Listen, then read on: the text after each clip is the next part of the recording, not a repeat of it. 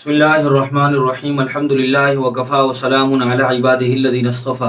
اما بعد فاعوذ باللہ من الشیطان الرجیم بسم اللہ الرحمن الرحیم والفجر ولیال عشر والشفع والوتر صدق اللہ العظیم۔ محترم بزرگوں، دوستوں، میرے دینی اور ایمانی بھائیوں، اللہ تبارک و تعالی نے دنیا میں مختلف انسانوں کو دوسرے انسانوں پر، مختلف جگہوں کو دوسری بعض جگہوں پر اور مختلف اوقات کو دوسرے اوقات پر فضیلت اور شرف عطا فرمایا ہے۔ یوں تو دنیا میں بہت سارے انسان ہیں، کروڑوں اربوں انسان ہیں جو قیامت تک آتے رہیں گے، لیکن ان انسانوں میں انبیاء علیہم السلام کی جو مقدس جماعت ہے، اور پھر انبیاء میں بھی جناب نبی کریم صلی اللہ علیہ وسلم کا جو مقام و مرتبہ ہے وہ بالکل ڈھکا چھپا نہیں ہے۔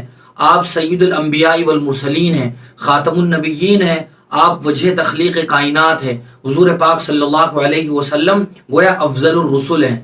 پھر یوں تو دنیا میں اتنی بڑی لمبی چوڑی چکلی زمین ہے جو اللہ تعالیٰ نے پھیلائی ہے اور ہمارے لیے جس کو فرش بنایا ہے، وَالْأَرْضَ فَرَشْنَاهَا فَنِعْمَ الْمَاهِدُونَ،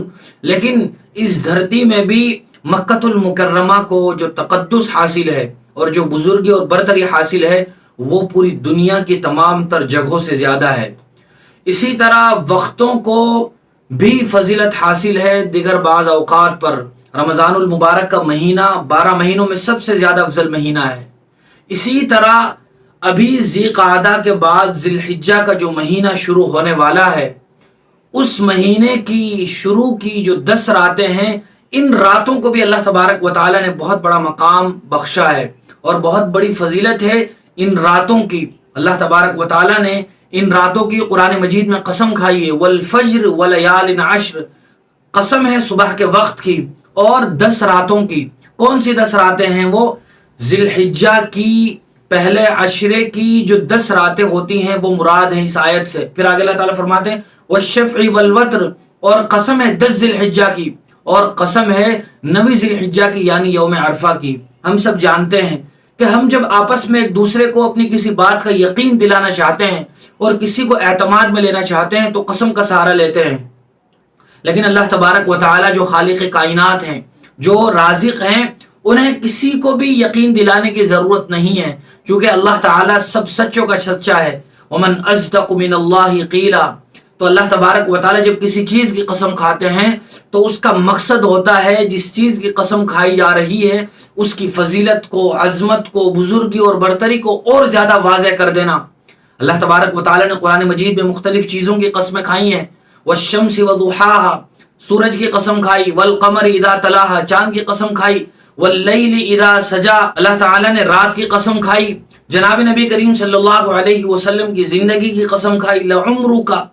اسی طرح اللہ تعالی نے شہر مکہ کی قسم کھائی، لا اقسم بہذا البلد۔ اللہ تبارک و تعالی نے ان 10 راتوں کی قسم کھا کر ہمیں یہ بتا دیا ہے کہ ان راتوں کی میرے نزدیک جو اہمیت ہے اور جو فضیلت ہے اسے تمہیں بھی جان لینا چاہیے۔ اتنا ہی نہیں بلکہ جناب نبی کریم صلی اللہ علیہ وسلم نے اپنے ایک حدیث میں ارشاد فرمایا، ما من ایام العمل الصالح فیہن احب الی اللہ من هذه الایام العشر، کہ جتنے بھی سال بھر میں دن آتے ہیں، ان دنوں میں سب سے زیادہ اگر کوئی عمل اللہ تبارک و تعالیٰ کو پسند ہے تو وہ ذی الحجہ کے جو دن ہیں شروع کے پہلے عشرے کے، ان دنوں میں عمل کرنا اللہ تبارک و تعالیٰ کو سب سے زیادہ پسند ہے۔ حضور نے جب یہ بات ارشاد فرمائی تھی تو صحابہ کرام میں سے کسی نے پوچھا وَلَلْجِهَادُ فِي سَبِيلِ اللَّهِ، کیا راہ خدا میں جہاد کرنے سے بھی زیادہ افضل ہے ان دنوں میں کوئی عمل کرنا؟ حضور نے فرمایا وَلَلْجِهَادُ فِي سَبِيلِ اللَّهِ إِلَّا رَجُلٌ خَرَجَ بِنَفْسِهِ وَمَالِهِ فَلَمْ يَرْجِعْ مِنْ ذَلِكَ بِشَيْءٍ، کہ ہاں راہ خدا میں جہاد کرنے سے زیادہ افضل ہے ان دنوں میں نیک عمل کرنا، سوائے اس آدمی کے جو راہ خدا میں نکلا ہو اپنی جان اور اپنے مال کے ساتھ اور پھر وہ واپس نہ لوٹ سکا ہو بلکہ شہید ہو گیا ہو۔ اس آدمی کی فضیلت تو بڑھ جاتی ہے، لیکن اس کے علاوہ دیگر جتنے بھی لوگ ہیں اور جتنے عبادتیں کر رہے ہیں ان کی عبادت ان دنوں میں کرنے والے کی عبادت سے نہیں بڑھ سکتی ہے۔ اسی طرح حضور پاک صلی اللہ علیہ وسلم نے اپنے ایک روایت میں ارشاد فرمایا، ما من ایام احب الی اللہ ان یتعبد له فیہا من عشر ذی الحجہ یعدل صیام کل یوم منہا بصیام سنۃ وقیام کل لیلۃ منہا بقیام لیلۃ القدر، کہ ذی الحجہ کے پہلے عشرے میں، ذی الحجہ کے پہلے 10 دنوں میں اللہ تبارک و تعالیٰ کو عبادت کرنا سب سے زیادہ پسند ہے۔ حتیٰ کہ ان دنوں میں سے کسی ایک دن روزہ رکھنا پورے سال روزہ رکھنے کے برابر ثواب ہے، اور ان 10 راتوں میں سے کسی رات عبادت کرنا یہ شب قدر میں، رمضان المبارک میں جو لیلۃ القدر آتی ہے اس رات میں عبادت کرنے کے برابر ہے۔ صحابہ کرام رضوان اللہ تعالی علیہم اجمعین، بزرگان دین، سلف صالحین، اکابرین امت کا یہ سلسلہ بھی ابھی تک چلا آ رہا ہے کہ وہ ان دنوں میں بطور خاص روزہ رکھنے کا اہتمام کرتے ہیں اور اپنی عبادتوں میں اضافہ کر دیتے ہیں، اپنے اوراد و وظائف میں، تسبیحات میں، درود شریف میں وہ کثرت کر دیا کرتے ہیں۔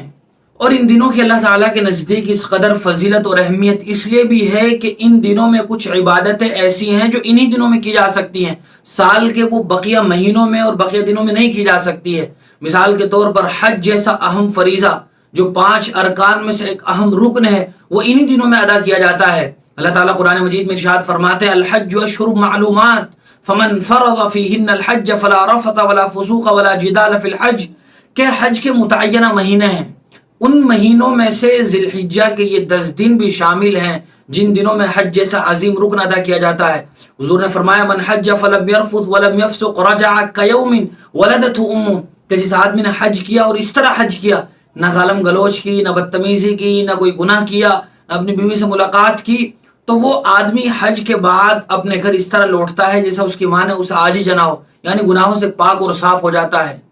یہ حج کی عظیم فضیلت ہے۔ اسی طرح دوسرا اہم رکن جو ان دنوں میں ادا کیا جاتا ہے 10ویں ذی الحجہ کو، وہ ہے قربانی کا عمل۔ قربانی اللہ تبارک و تعالیٰ کو نہایت پسند ہے، خالص اللہ کے لیے ہونی چاہیے قربانی۔ اللہ تعالیٰ فرماتے ہیں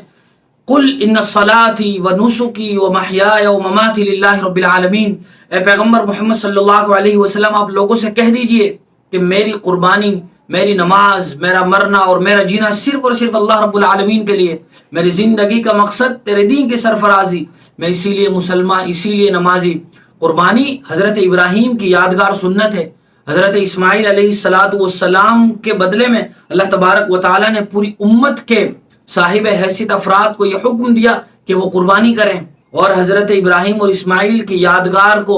تازہ رکھیں، لہذا قربانی جیسا عظیم اور زبردست عمل بھی انہی دنوں میں انجام دیا جاتا ہے 10ویں ذی الحجہ کو۔ اسی طرح تیسری جو بہت ہی اہم چیز ہے وہ ہے تکبیر تشریق، وہ بھی انہی دنوں میں پڑھنی شروع ہوتی ہے۔ 9 ذی الحجہ کی فجر سے لے کر 12 ذی الحجہ کے عصر تک 23 نمازوں میں تکبیر تشریق پڑھی جاتی ہے۔ اللہ اکبر، اللہ اکبر، لا الہ الا اللہ، اللہ اکبر، اللہ اکبر وللہ الحمد۔ ہر بالغ مسلمان مرد اور عورت کو یہ تکبیر تشریق یاد ہونی چاہیے، چونکہ ان 23 نمازوں میں پڑھنا یہ واجب ہے، چاہے آدمی سفر میں ہو چاہے حضر میں ہو، لہذا یہ تکبیر تشریق یاد ہونی چاہیے۔ اور ان دنوں میں 23 نمازوں میں تو پڑھنا واجب ہے، اس کے علاوہ ذی الحجہ کے جو 10 دن ہیں ہم کثرت کے ساتھ اس تکبیر کو پڑھتے رہیں۔ یہ اللہ تبارک و تعالیٰ کی کبریائی ہے، اللہ کی بزرگی کا اظہار ہے، اور بندہ جس قدر اللہ تعالیٰ کی تعریف کرتا ہے، اس کی بڑائی بیان کرتا ہے، ایمان کو تقویت ملتی ہے، اللہ کے یہاں درجات بلند ہوتے ہیں، گناہوں کی بخشش کا ذریعہ ہے، لہذا اس تکبیر کا ہم انہی دنوں میں اہتمام کرتے ہیں۔ اور بہت ہی خاص جو دن ہے یوم عرفہ کا، وہ بھی انہی 10 دنوں میں سے ایک دن یعنی 9 ذی الحجہ کو آتا ہے، جس دن کے بارے میں جناب نبی کریم صلی اللہ علیہ وسلم نے ارشاد فرمایا تھا ما من یوم اکثر من ان یعتق اللہ فیہ عبدا من النار من یوم عرفہ وانہ لیدنو ثم یباہی بہم الملائکہ فیقول ما اراد ہؤلاء، کہ اللہ تبارک و تعالی یوم عرفہ کو جتنے لوگوں کی مغفرت اور بخشش کرتے ہیں، سال کے کسی دن اتنے لوگوں کی مغفرت نہیں کی جاتی۔ اللہ تعالی آسمان دنیا پر ہوتے ہیں، بندوں سے قریب ہوتے ہیں، اور بندوں کی عبادتوں کو دیکھ کر، میدان عرفات میں حاجیوں کو دیکھ کر وہ کس طرح اللہ سے لو لگائے ہوتے ہیں، حیران، پریشان، سرگرداں، بال بھی ان کے پراگندہ، حالت بھی ان کی خستہ، 2 چادروں میں ملبوس، جب وہ میدان عرفات میں اللہ تعالیٰ سے گریہ ازائی کرتے ہیں تو اللہ تبارک و تعالیٰ کو اپنے بندوں پر رشک آتا ہے۔ اللہ تعالیٰ فرشتوں کے سامنے اپنے بندوں پر فخر کرتے ہیں کہ جن بندوں کے بارے میں تم نے یہ کہا تھا کہ یہ دنیا میں فساد مچائیں گے، دیکھو یہ کس طرح کتنے خلوص کے ساتھ میری عبادت میں مشغول ہیں۔ تو اللہ تعالیٰ اپنے بندوں پر فخر کرتے ہیں۔ پھر اللہ تبارک و تعالیٰ نے فرمایا فَيَقُولُ مَا أَرَادَ هَؤُلَاء، اور اللہ تبارک و تعالیٰ اپنے بندوں کی مرادیں، حاجات اور ضروریات کو پورا کرتے ہیں۔ یہ 4 وہ زبردست عمل ہیں کہ جو انہی عشرہ ذی الحجہ کے دنوں میں ادا کیے جاتے ہیں۔ لہذا ذی الحجہ کے ان 10 دنوں میں بطور خاص اپنے آپ کو عبادت میں مشغول رکھا جائے اور ان دنوں کا ایک خاص عمل ان لوگوں کے لیے بھی ہے جو قربانی کرنا چاہتے ہیں، چاہے وہ اپنی واجبی قربانی کر رہے ہوں یا یہ کہ وہ اپنی نفلی قربانی کر رہے ہوں۔ جناب نبی کریم صلی اللہ علیہ وسلم نے ارشاد فرمایا، من رآ ہلال ذی الحجۃ واراد ان یضحی فلا یأخذن من شعره ولا من اظفارہ، کہ جو آدمی ذی الحجہ کا چاند دیکھے اور اس کا ارادہ قربانی کرنے کا ہو تو اسے چاہیے کہ وہ اپنے بال اور ناخن نہ کاٹے، یعنی ذی الحجہ کا مہینہ شروع ہونے سے پہلے ہی وہ ضروریات سے فارغ ہو جائے